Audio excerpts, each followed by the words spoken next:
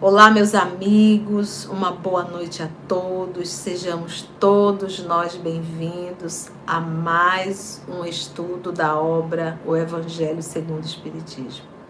Vamos orar, gente? Vamos agradecer a Jesus por mais esse encontro que estamos aqui estudando o nosso Evangelho. Vamos orar?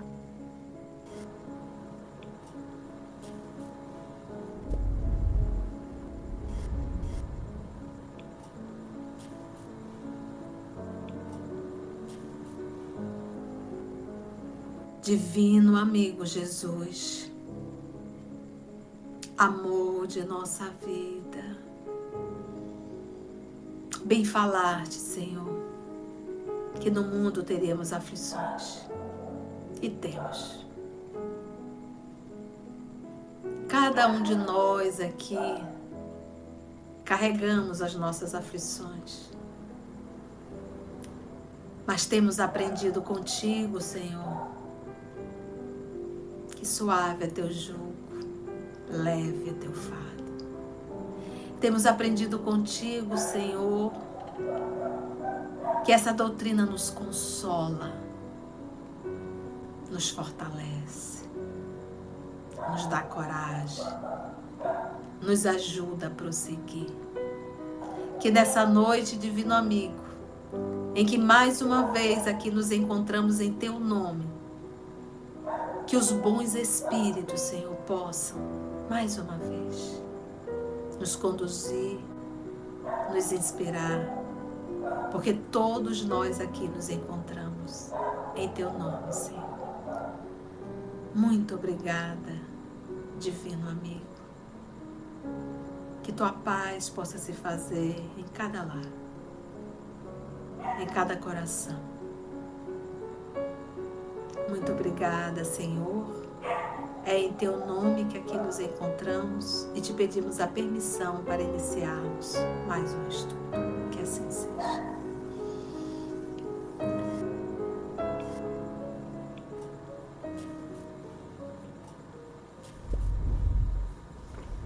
Então vamos lá. A semana passada nós iniciamos a Aliança da Ciência e da Religião.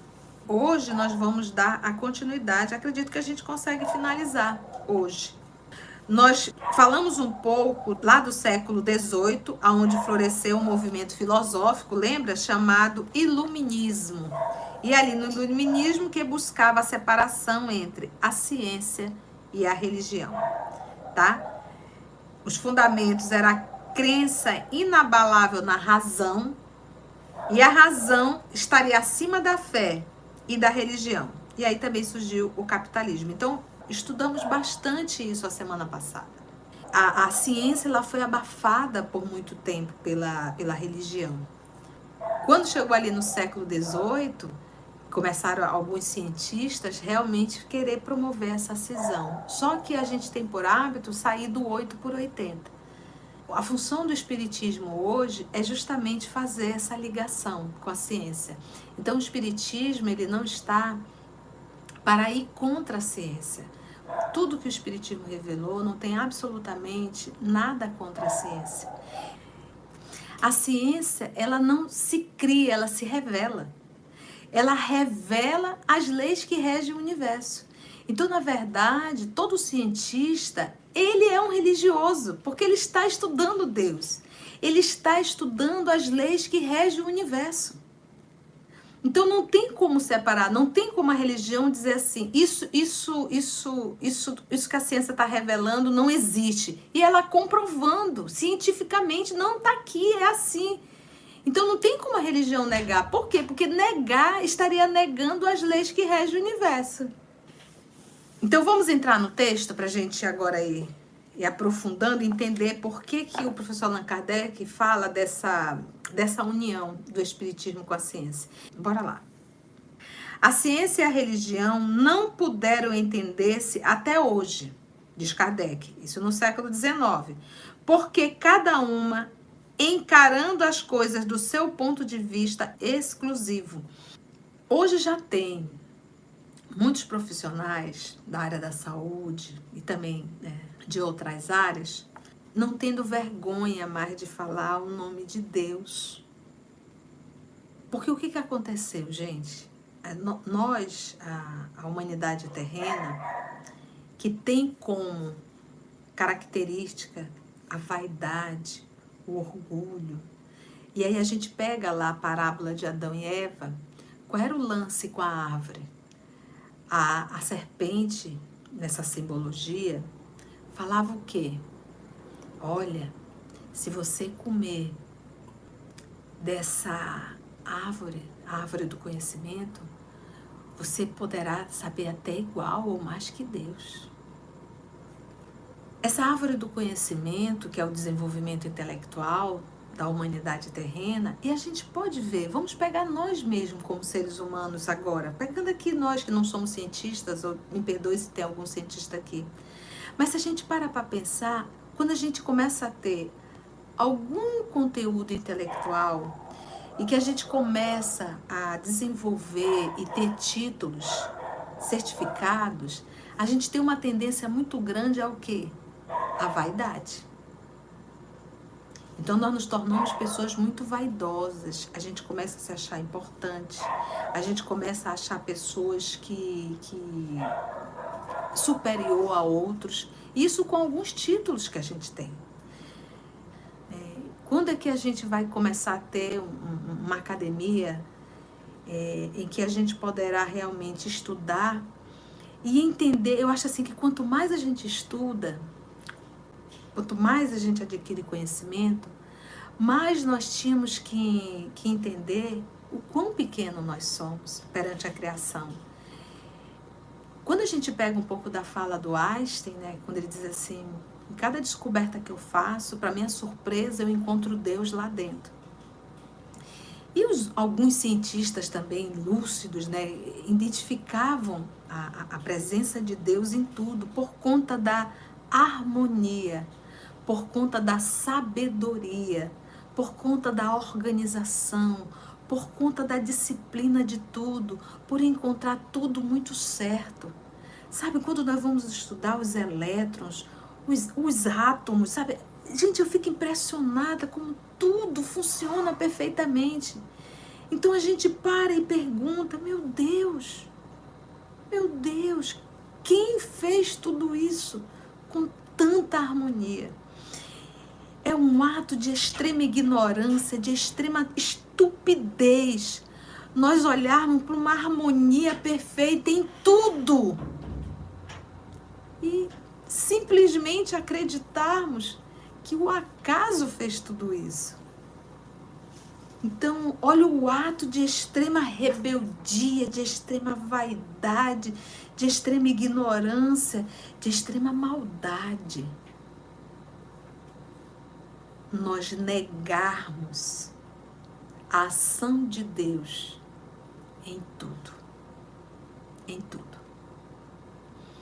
A ciência e a religião não puderam entender-se até hoje, porque cada uma, encarando as coisas do seu ponto de vista exclusivo, nós falamos isso a semana passada, então você imagina na Idade Média a confusão que foi. Repeliam-se mutuamente. Ciência não queria falar de religião e religião não queria falar de ciência. Era preciso alguma coisa para preencher o vazio que as separava. Um traço de união que as aproximasse.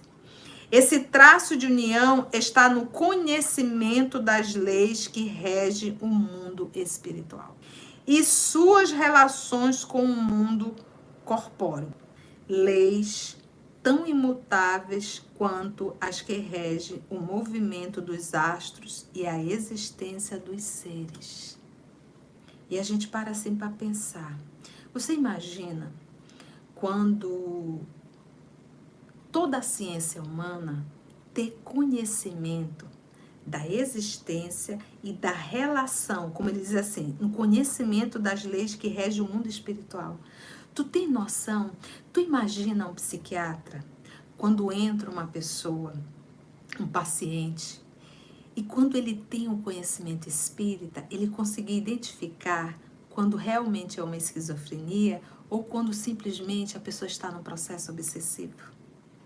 Quando ele conseguir entender que a pessoa, na verdade, é médium e pode estar vendo os espíritos, ou ouvindo. Agora imagina, olha a facilidade, olha o desempenho. Imagina quando um cientista conseguir entender que ele não está trabalhando sozinho ali dentro, que ele está recebendo intuição. E quando ele abrir esse canal para entender isso até melhor. Meus irmãos, você tem noção do salto que vai ser dado de tudo? Você imagina quando nós termos realmente a consciência da existência dos espíritos, da comunicação dos espíritos, da ação deles sobre nós? Você imagina o que é um terapeuta poder conversar com alguém e dizer assim, porque dentro da doutrina espírita, nós temos um terapeuta chamado Nosso Senhor Jesus Cristo, em que ele diz que a gente não deve pecar nem pelo pensamento. E o Espiritismo vem nos explicando que quando eu penso, eu entro em sintonia com espíritos que estão de comum acordo com o que eu penso. Tudo ia fazer muito mais sentido. A ciência teria muito mais recursos para ajudar quando a gente começar a entender. Então, é essa lacuna, é esse o movimento de nós entendermos a reencarnação, exatamente, Nara. Imagina quando nós começarmos a entender isso, porque a gente começaria a entender, a ciência não consegue entender como é que uma criança pode nascer com cirrose hepática. Como é que uma criança pode nascer com insuficiência respiratória, como se fosse um fumante? Imagina quando a ciência compreender o que nós aprendemos em Espiritismo, o corpo perispiritual. Vai mudar tudo. E aí vai ligar realmente. Isso é o futuro, gente. A fala do professor Allan Kardec, olha, o Espiritismo não é a religião do futuro, mas é o futuro de todas as religiões, inclusive da ciência. Então, no futuro, que não está muito longe, a gente já vê muitos cientistas já fazendo esse movimento, a parte científica mesmo. Então a gente já vê psicólogos, psicanalistas estudando a reencarnação. Por quê? Porque chega pacientes recordando e lembrando de toda a sua encarnação, de encarnações anteriores. Então, o que é isso? E quando as pessoas contam, eles vão pesquisar, pegam o material e às vezes são reencarnações que foram muito recentes. E vão atrás e vão pesquisar e vão ver que tudo que aquela criança está falando bate. É autêntico. Então nós estamos caminhando realmente, nosso futuro, que não está muito longe, vai ser exatamente esse, de unir a ciência e a espiritualidade. Então será natural nós entendermos, nós compreendermos e entendermos a vida espiritual. Quando a gente fala em influência dos espíritos e que eles influenciam nossa vida, por que a gente só consegue pensar no mal? Por que a gente acha que essa influência pode ser sempre mal? Meus amores, os amigos espirituais são muitos são trabalhadores do Cristo, aptos e prontos a nos ajudar. Nós temos um que se chama, que nós aprendemos a chamar de anjo da guarda. Prontos a nos inspirar e nos ajudar em qualquer momento. O que nos atrapalha muito? A bendita vaidade, a bendita orgulho. Quando nós não sabíamos da existência dos micro-organismos, eles existiam. A gente apenas não sabia. Então, como a gente não sabia, a gente achava que não existia. Mas eles existiam. Da mesma forma quando se fala dos espíritos, da ação dos espíritos. Por isso é que o apóstolo Paulo fala na nuvem de testemunhas. Então, meus amigos, a gente não está só. No dia que nós começarmos a olhar para cada um de nós como espírito, e o que eu estou querendo dizer? Eu, Conceição, eu estou Conceição, mas eu sou um espírito, eu trago a minha história aqui dentro de mim. Tudo que eu vivi no passado soma para fazer essa personalidade. Tudo. Então, quando eu olho o que tem de bom dentro de mim, isso é uma construção. Quando eu olho os vícios que ainda eu carrego, isso também foi uma construção minha, que ainda está dentro de mim. Então, meus irmãos, tudo, a gente teria recursos maravilhosos, Aí diz, e vocês espírita, nós espírita, temos esse conhecimento? Temos, mas pouco de nós temos a consciência. A gente tem o conhecimento, mas não tem a consciência. O que a senhora quer dizer com isso, tia? Viver e colocar em prática verdadeiramente tudo aquilo que a gente aprende. Tudo aquilo que a gente aprende. Então, eu olhar para o meu mundo interior e dizer assim, tudo que está aí dentro é a soma de milênios. E tudo que está de ruim aí dentro também está aí há milênios. Eu preciso começar a trabalhar. Eu preciso sair desse ambiente vicioso, que é um círculo vicioso. Estou ali circulando, circulando, circulando há milênios.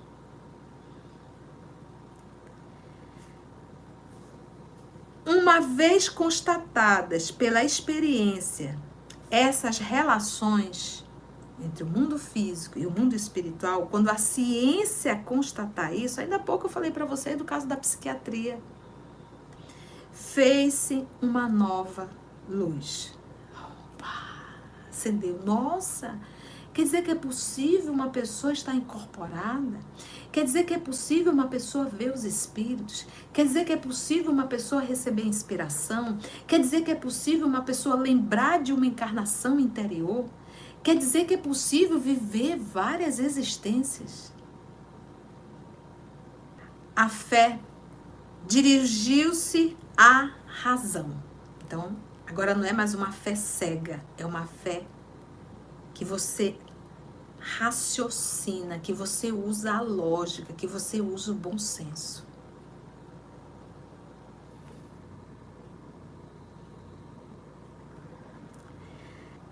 A razão nada encontrou de ilógico na fé. Tá tudo certo.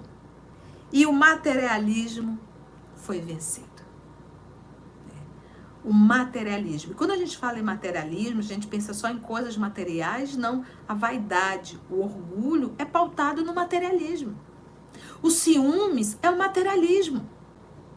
Valorizar a personalidade, valorizar demais uma existência, valorizar as coisas, o poder, os títulos. Oh, meu Deus! O dia que nós entendermos que nós somos uma poeira perante a divindade, as nossas atitudes seriam bem melhores. Mas nisso, como em todas as coisas, há pessoas que ficam atrás, até serem arrastadas pelo movimento geral que as esmaga.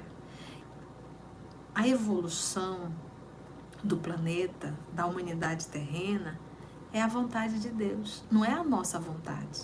O máximo que nós podemos fazer é retardar. A gente tem retardado. Porque quando nosso Senhor Jesus veio, diz Emmanuel, a humanidade já estava na idade correta, na idade certa de receber aquelas informações. Estava tudo certinho, gente. Só que nós, como humanidade, não aceitamos e optamos em matar Jesus. Chegou agora a terceira revelação, a doutrina espírita, que é para nos apresentar o mundo espiritual, para a gente entender agora de forma mais racional e lógica, que é muito importante. O dia que nós, toda a humanidade terrena, começar a ter essa informação, isso vai mudar muito a vida da gente. É essa fé lógica, essa fé racional. Imagina que você está aqui e de repente você está lutando contra a bebida. E você sabe do mundo espiritual. E de repente você está aqui bem fazendo uma leitura e vem aquela ideia assim, ó. Bora beber. Poxa, você tem esse conteúdo, você diz, já tem um irmãozinho aí me convidando para beber, mas eu não vou não. Tu tem noção, gente, uma coisa tão simples, mas que vai fazer toda uma diferença quando uma humanidade souber disso. O que nós estamos vivendo hoje aqui na Terra? Então, olha só, ele diz assim, ó, mas nisso, como em todas as coisas, há pessoas que ficam atrás, até serem arrastadas pelo movimento geral que as esmaga. Então, o que está acontecendo? Um grupo está indo e um grupo insiste. Você pode ver que tem grupos que odeiam Deus, que fazem de tudo para agredir a Deus.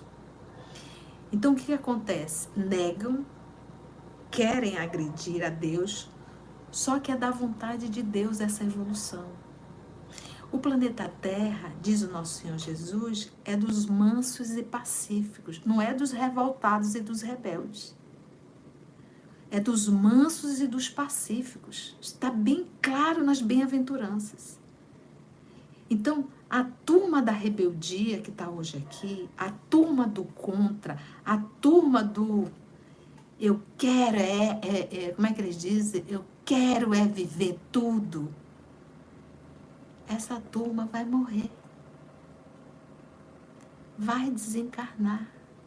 E sabe o que vai acontecer? Não volta mais para cá. Porque só nasce aqui quem Deus quer. Não é você dizer assim, eu vou nascer na Terra. Não.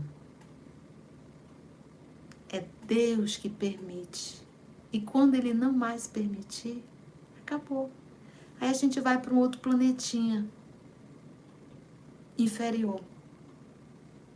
Então aqui vai e está assim evoluindo. Porque Deus quer. E é assim. Então, daqui a algum tempo, que não está muito longe, 2050 está aí. Esse movimento aqui da espiritualidade, de conhecer o mundo espiritual, da influência espiritual, isso vai ser muito mais palpável. Porque não tem mais como se rebelar contra isso. Então, por isso é que ele diz aqui, há pessoas que ficam atrás, até serem arrastadas pelo movimento geral que as esmaga. Esse é. Então, não tem jeito. Ah, eu não acredito em reencarnação. Tá bom. Daqui a algum tempo tu vai entender e tu vai saber, não é nem acreditar, tu vai saber. Porque é uma lei, gente. O Espiritismo não é um partido religioso. O Espiritismo é lei que rege o universo. O Espiritismo é uma revelação. Por isso é o futuro de todas as religiões. É toda uma revolução moral que neste momento se opera. Toda uma revolução moral que começou no século XIX. Então, quando a gente fala de transição planetária, não começou agora em 2000, gente. A transição planetária, ela começou com a chegada do Espiritismo, meados do século XIX. Ali começou a transição planetária. É toda uma revolução moral, e toda revolução faz muito barulho. É toda uma revolução moral que neste momento se opera e trabalha os espíritos. Se opera e trabalha os espíritos. Você acha o quê? Que a vinda de Francisco Cândido Xavier no início do século XX aqui foi um mero acaso? Você acha que pelo fato de Francisco Cândido Xavier estar encarnado aqui no Brasil, que é onde é a pátria do Evangelho, pátria na condição de trabalho, nunca pensa em pátria de Evangelho, um ambiente de união de espírito superior? Não. Pátria do Evangelho é a oficina do Senhor. E para a oficina só vem coisinha escangalhada, precisando ser reformada. Então aqui é a pátria do Evangelho. Então por que veio um Francisco Cândido Xavier para a pátria do Evangelho? Por que esse homem trouxe 400 e poucas obras psicografadas? Por uma mão moral, por uma mão moralizada, por um ser moralizado. Após uma elaboração que durou mais de 18 séculos, chega ela à sua plena realização e vai marcar uma nova era para a humanidade. Por que ele está falando 18 séculos? De Jesus até o Livro dos Espíritos são 18 séculos. Então, quando vem uma revelação, então presta atenção. A revelação que veio através das mãos de Moisés. Vamos pegar lá o Decálogo. De lá até Jesus, nós temos aproximadamente 1.600, 1.700 anos. Entre Jesus e Moisés. Aí pega agora de Jesus a Kardec, 1.800 anos. Então, o que a gente se depara? Que cada revelação leva aproximadamente quase 2.000 anos para a gente processar. Até hoje nós ainda não processamos Jesus. Sabe quanto tempo tem o Espiritismo? Ele chegou agora, gente, em 1850. Então, quando a gente pensa, a gente acha assim que a revelação vai chegar hoje, que no dia seguinte já mudou tudo. Não mudou. Então, olha só. Após uma elaboração que durou mais de 18 séculos, chega ela à sua plena realização e vai marcar uma nova era para a humanidade. As consequências dessa revolução são fáceis de prever. Deve produzir inevitáveis modificações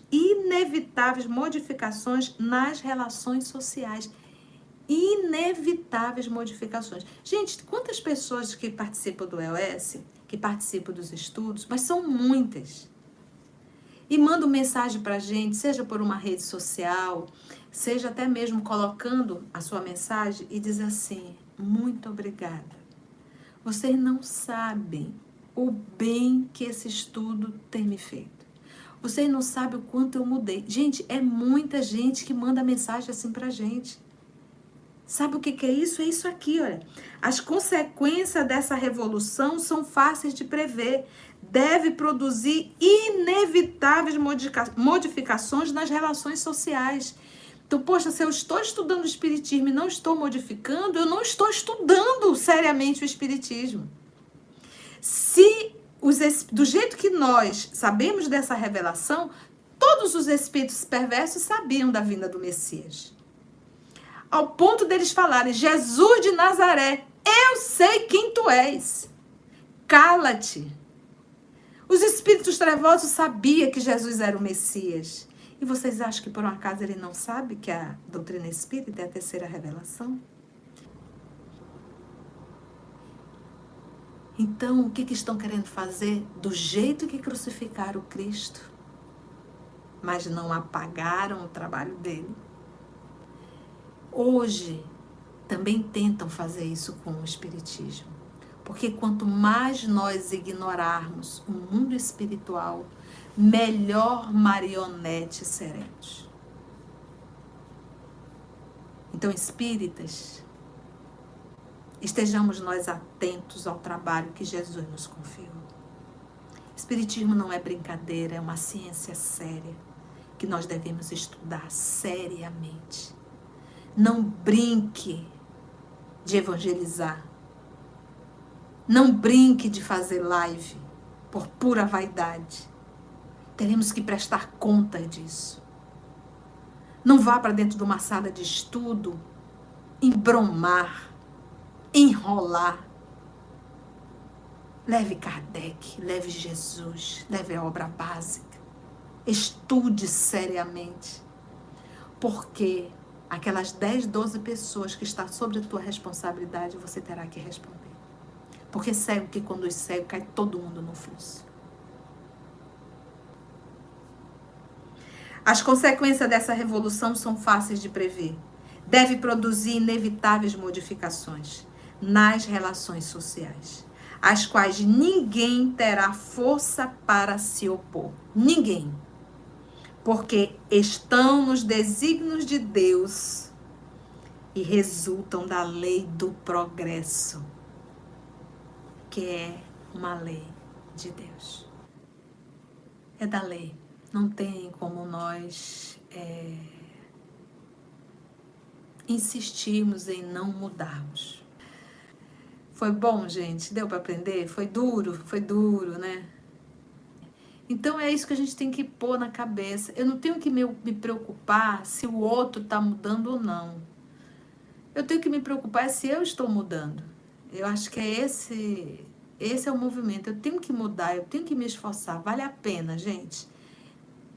E é isso que a gente tem que entender. Somos espíritos temporariamente vivendo em um corpo físico. E que nós possamos ser aquela criatura dentro do centro espírita que ajuda, que não atrapalha, que facilita, que não dificulta. Vamos orar, vamos agradecer a Jesus.